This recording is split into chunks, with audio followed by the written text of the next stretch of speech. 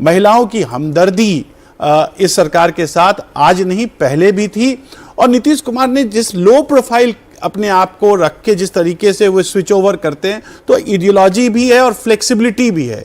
तो बिहार के राजनीति में कल मैंने एक छोटा सा लेख भी लिखा था, जो इंड्योरेंस है नीतीश कुमार का वो वाकई देखने लायक है। जिस प्रकार से उन्होंने, और खास करके इस चुनाव में आप देखिए जिस प्रकार से उन्होंने जो सीटों का समायोजन किया, सीटों का बंटवारा किया, बीजेपी से जो तालमेल किया, तो वो एक फलक्रम के रूप में बीच में हैं। जो फॉरवर्ड कास्ट हैं उनके साथ उनका समायोजन है, जो ईबीसी का ग्रुप है उसके साथ उनका समायोजन है। खास करके माइनॉरिटी में भी ऐसा नहीं है कि आप नीतीश कुमार के खिलाफ कोई एक हेट्रेड देखेंगे, ऐसा नहीं कि माइनॉरिटी में भी कोई इस प्रकार का कुछ है।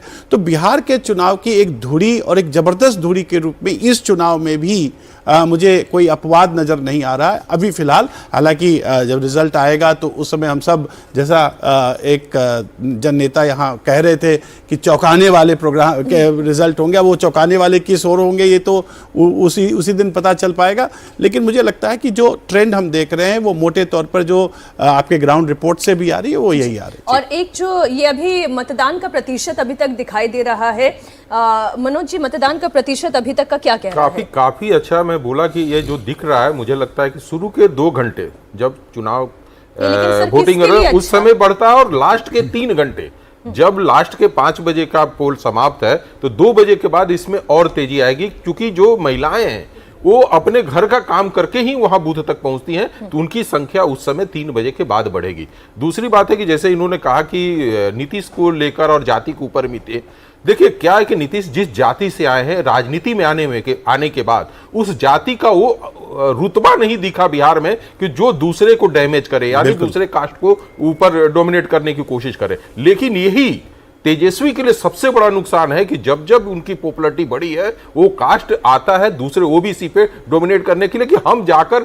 इस तरह के सत्ता को संभालेंगे और तुम मेरे अंतर्गत हो। तो ये उनकी सबसे बड़ी हथियार है कि वो मुख्यमंत्री रहते हुए भी और न प्रशासनिक में उस तरह का कोई वर्चस्व देखने को मिला और न जमीनी स्तर पर देखने को मिला। पचपनिया जाति की आप बात कर रहे थे कि किस तरीके से उनके मतदान का रिफ्लेक्शन दिखाई देता है।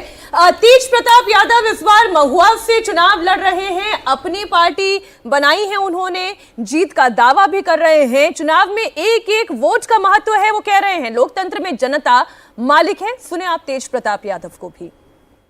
बिहार के सभी लोगों को अपना अपना मत देना चाहिए और एक एक वोट का महत्व है। और इस लोकतंत्र में माता जी ने कहा कि बेटा मेरा, दोनों बेटा जीते। तो माता पिता का आशीर्वाद अलग जगह और जनता मालिकों का आशीर्वाद अपने आप। कहीं ना कहीं लड़ाई तो चली रही है।